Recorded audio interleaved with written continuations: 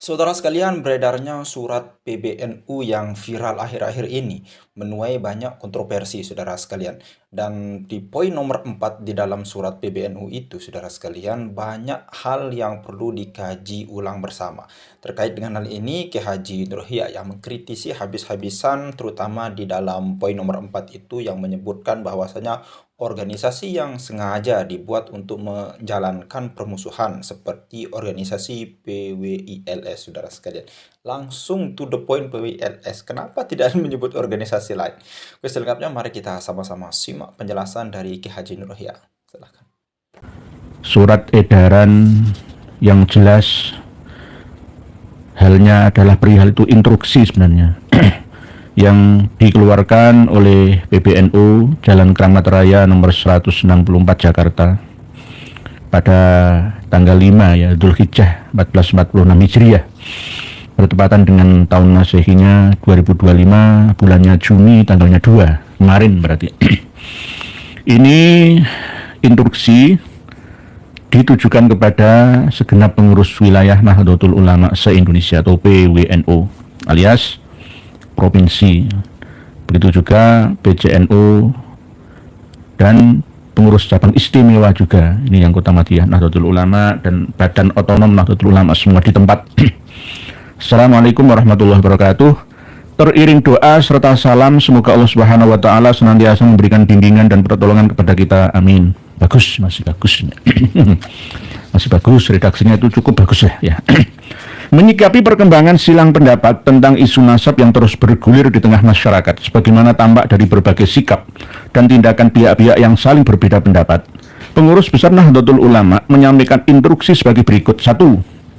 Hendaknya seluruh fungsionaris, pengurus dan kader Nahdlatul Ulama senantiasa berpegang teguh pada khitoh Nahdlatul Ulama sebagai landasan berpikir, bersikap dan bertindak warga Nahdlatul Ulama yang harus dicerminkan dalam tingkah laku, perseorangan maupun organisasi serta dalam setiap proses pengambilan keputusan. Sudah benar, sudah cukup bagus. Himbauan instruksinya cukup lumayan bagus. Normal ya. 2. Hendaknya perbedaan pendapat yang terjadi dapat disikapi dengan bijaksana. Tapi ya memang begitu. Berbeda itu sebuah keniscayaan. Senantiasa berpegang teguh padanya, penuh kearifan dan menghindarkan semangat permusuhan. Tidak ada yang kita musuhi. Yang kita musuhi itu hanya kezaliman, ya, kebatilan, kemaksiatan.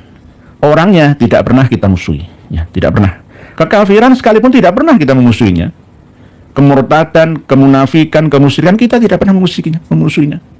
Ya, hanya para pelakunya itu kita harus menyadarkannya sesuai dengan kemampuan kita bersama, karena amar ma'ruf nahi munkar itu bukan hanya milik sebuah organisasi atau satu organisasi saja, tidak, tapi seluruh umat manusia, fardhu ain hukumnya. Dan menghindarkan semangat permusuhan serta tetap mengedepankan adab dan menjunjung tinggi ilmu pengetahuan serta ahli-ahlinya. Nggih, sudah benar. Harusnya begitu. Nomor 3. Setiap fungsionaris, pengurus dan kader Nahdlatul Ulama berkewajiban menjaga dan menegakkan hak dan martabat segenap warga tanpa terkecuali. Nggih. Tapi jangan hanya untuk Nahdlatul Ulama saja, seluruh umat manusia se-Indonesia dan seluruh dunia. Misi visi Nahdlatul Ulama itu tidak hanya internal saja, tapi global. Merawat jagat kan, menuju peradaban kan katanya, kan begitu semangatnya. Nahdlatul Ulama tidak dapat mentolerir sikap, perilaku dan ucapan siapapun dan dari pihak manapun yang menyimpang dari nilai-nilai syariat, adab serta persatuan dan kesatuan bangsa. Lebih-lebih dengan menyalahgunakan kemuliaan Rasulullah SAW. Imbauan instruksi ini harusnya diaplikasikan, diterapkan, dipraktekkan. Nanti kiai-kiai yang sudah mempraktekkan malah disalahkan. Perlu diingat bersama bahwa yang duduk di struktural itu hanya berapa orangnya, yang banyak itu di kulturalnya. Nahdlatul Ulama itu organisasi besar, ya, yang duduk di strukturalnya harus berjiwa dan berwawasan besar, berjiwa besar, berwawasan luas. Adab serta persatuan, jadi yang menyalahgunakan kemuliaan Rasulullah SAW, harus diingatkan, mengatasnamakan cucu Rasulullah tapi merusak ajaran Rasulullah. Itu harus diingatkan, diluruskan gitu loh. Ini fungsi dari pengurus dan kader ulama semua tanpa terkecuali.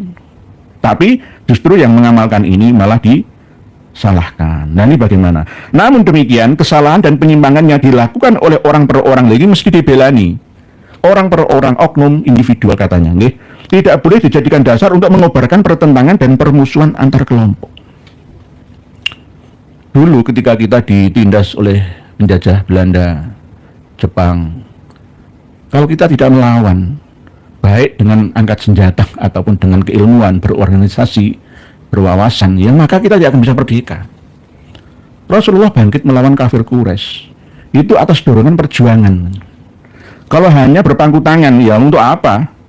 Ya, untuk apa? Hidup ini harus bernilai perjuangan demi kemanfaatan untuk seluruh umat, ya. Manusia semuanya, tidak ada manusia tapi rahmatan lil alamin semua, ya. Ini jadi tidak ada yang namanya mengobarkan permusuhan atau pertentangan. Kalau permusuhan, bahasa alusnya itu bukan musuhan, tapi diskusi, ya, perdebatan yang mengandung nilai peradaban. Jadi keilmuan dan wawasan yang dikedepankan. Tapi malah tanggapannya malah justru dianggap sebagai sebuah permusuhan antar kelompok. Nah ini namanya kurang bijaksana dalam menulis instruksi edaran ini kepada seluruh anggota organisasi Nahdlatul Ulama. Begitu nggih. Sekarang nomor 4 poinnya. Ini yang paling penting itu nomor 4. Setiap fungsionaris pengurus dan kader Nahdlatul Ulama berkewajiban mencegah perpecahan atau tafarruq. Mencegah perpecahan. Bersatu padu dalam kezalimankah? NU mau dirubah sejarahnya, kita harus bersatu dengan perubah yang merusak NU kita. Saya tadi siang sudah menghubungi Ketua PBNU, Romo Kiai Haji Yahya Khalil Stakuf, tapi belum ada balasan. Karena ini poin yang keempat ini apakah benar dan sudah dipikirkan matang-matang gitu. Ini akan menyangkut nama besar organisasi besar. Saya selalu mencintai dan sangat mencintai Nahdlatul Ulama. Sebelum saya lahir saya itu sudah NU. Tidak boleh Nahdlatul Ulama itu dimiliki oleh orang per orang. Kalau mau merubah arah kemaslahatan organisasi yang tidak sesuai dengan tujuan awalnya, orang-orangnya saja yang harus disingkirkan, bukan NU-nya. Bersihkan masjidnya, pondoknya, musolanya. Jangan dirobohkan masjidnya dan musolanya. Bersihkan dari orang-orang yang mengotori masjid dan musola itu. Ini analoginya. Setiap fungsionaris pengurus dan kader Nahdlatul Ulama, saya itu setiap ceramah yang awal itu banser ya. Banser itu tugasnya mengawal kiai-kiai NU. Tidak harus kiai NU yang mengurusi MWC, PC, PW, PB, NU saja, tidak. Tidak. Lawang gereja saja dikawal kok, dijaga oleh banser kok.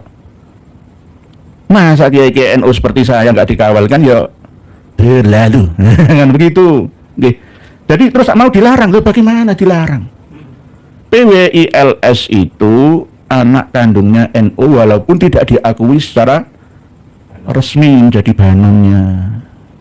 Kulturnya itu kultur NU. Bahkan sanggup bekerja sama dengan NU. Bekerja sama dengan pemerintah. Karena misi-misi visinya sama. Sama. Tidak ada bedanya. Tidak ada bedanya. Bedanya ada apa? PWLS melarat. Itu aja. PWLS itu organisasi yang baru berdiri ya 2023. Sebenarnya mau saya sertakan di link bawah video kita AD/ART-nya PWILS. Tapi saya pertimbangkan kok kurang afdol ya. Nanti saja. Supaya untuk bahan pertimbangan banyak kiai-kiai dari Jepara, dari mana-mana minta. Saya kasih untuk menunjukkan bahwa PWLS itu bukan organisasi radikal, bukan organisasi yang mengajak permusuhan dan pertentangan. Itu cara memahaminya. Ini untuk menyadarkan oknum loh ya. Saya ini mengatakan oknum, tidak seluruh pengurus Nahdlatul Ulama mulai dari pusat sampai daerah itu seperti ini menyetujui, semua tidak. 99% sesepuh NU itu mendukung kita. Walaupun saya tidak duduk secara struktural PWILS yang penting ya di dalam gerakan organisasi, tetapi saya mengamini ya misi dan visi PWI-LS walaupun saya tidak sebagai pengurus utama gitu. Karena apa? Saya ini berada di mana-mana saja. Mencegah perpecahan atau tafaruk dan mendamaikan pertentangan. Ya, ini yang kita tunggu. Kalau ingin damai, ayo panggil PWI-LS siapa tokoh yang diajukan untuk melakukan diskusi terbuka tentang nasab, keabsahan nasab yang nyambung sampai Nabi kita Shallallahu Alaihi Wasallam. Ya, tidak usah debat di kantor RA. Buat apa? Gak ada gunanya. Undang ke kantor pusat PBNU sana. Fasilitasi semua. Bahsul masailkan, terbuka ya, di live streaming oleh semua channel bahkan media yang ada di seluruh dunia. Dunia akan melihat kita bagaimana dan seperti apa kualitas pemahaman ulama-ulama Indonesia tentang nasab, dzurriyyah, itrah Nabi kita. Ahlul Bait itu apa, dzurriyyah itu siapa, asyirah itu seperti apa, ya. Itrah itu apa, diterangkan semua nanti biar untuk mencerdaskan semua. Jadi kita ini harus didamaikan supaya tidak ada pertentangan atau islah dzatil bain, serta melepaskan diri dari keterlibatan dalam pertentangan mengenai nasab.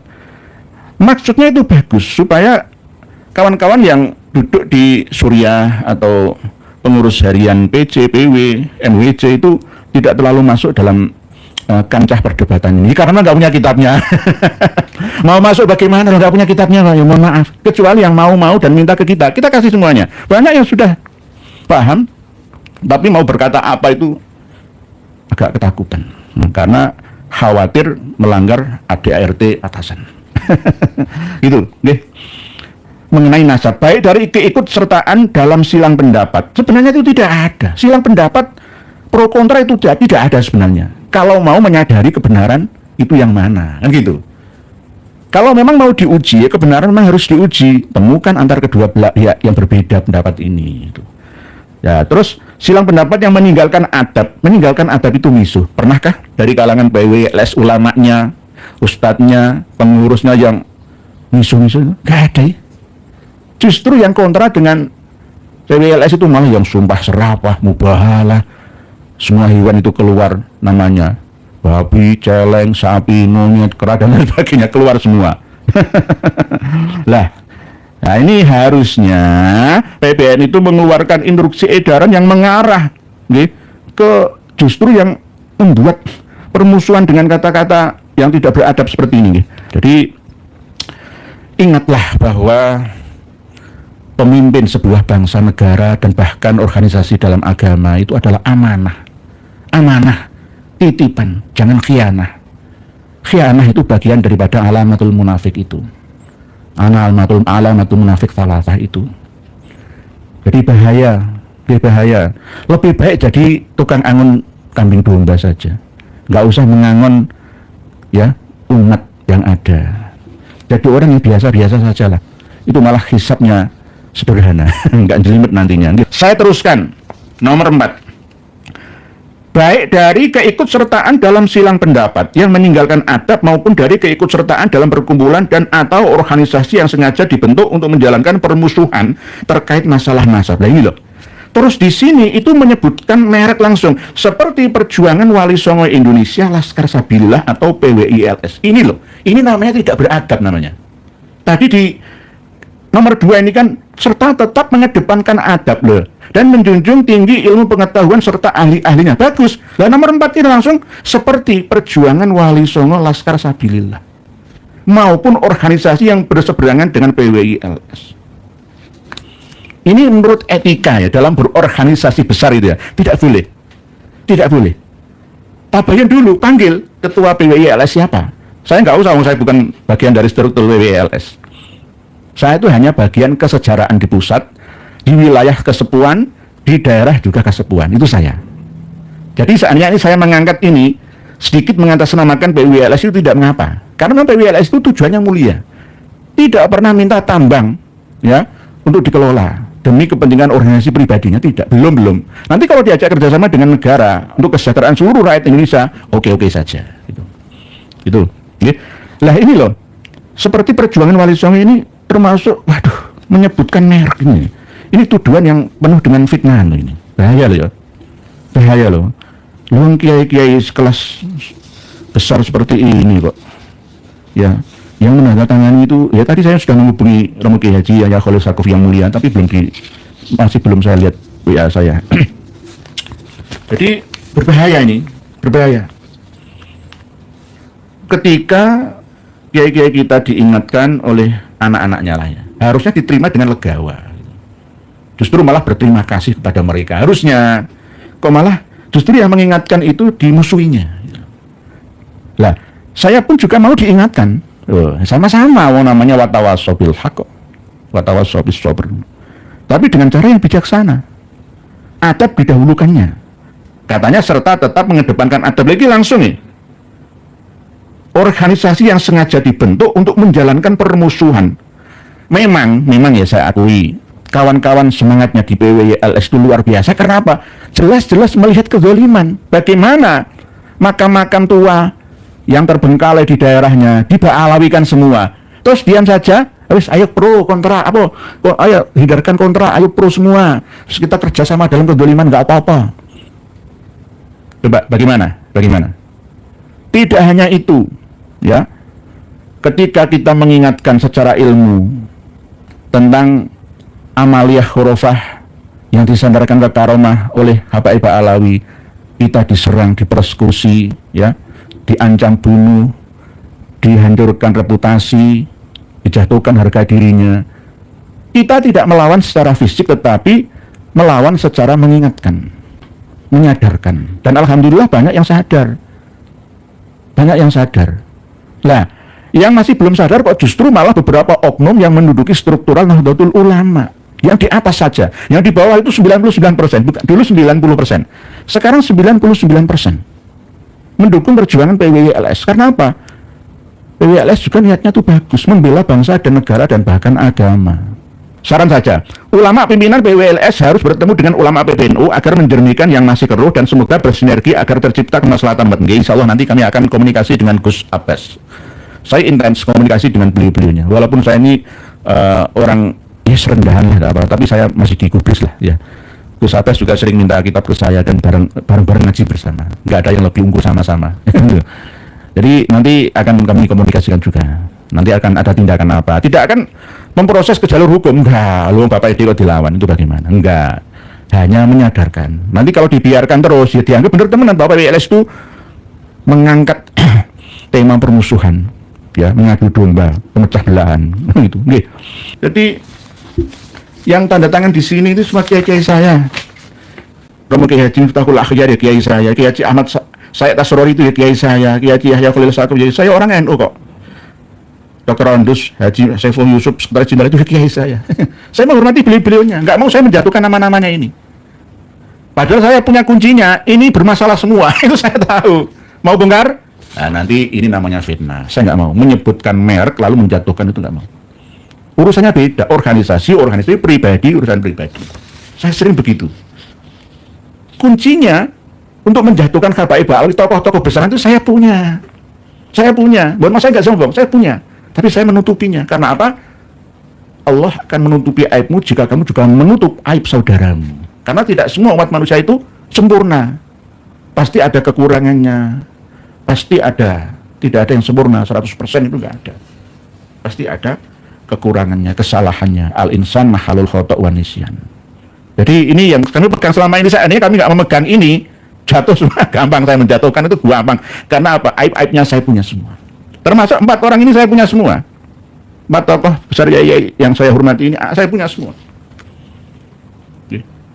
Tapi saya tidak mau mengait-ngaitkan keluarganya, adiknya, apa korup, enggak, saya nggak mau. Mohon maaf, itu bukan karakteristik saya. Nggak profesional nanti namanya. Oke. Saya katakan, masjid itu kalau kotor, jangan dirobohkan. Ya dibersihkan, kan begitu. Oke. Walau begitu dibakar itu ya jangan. Indonesia ini juga begitu. Kita ini sama-sama warga negara, warga bangsa.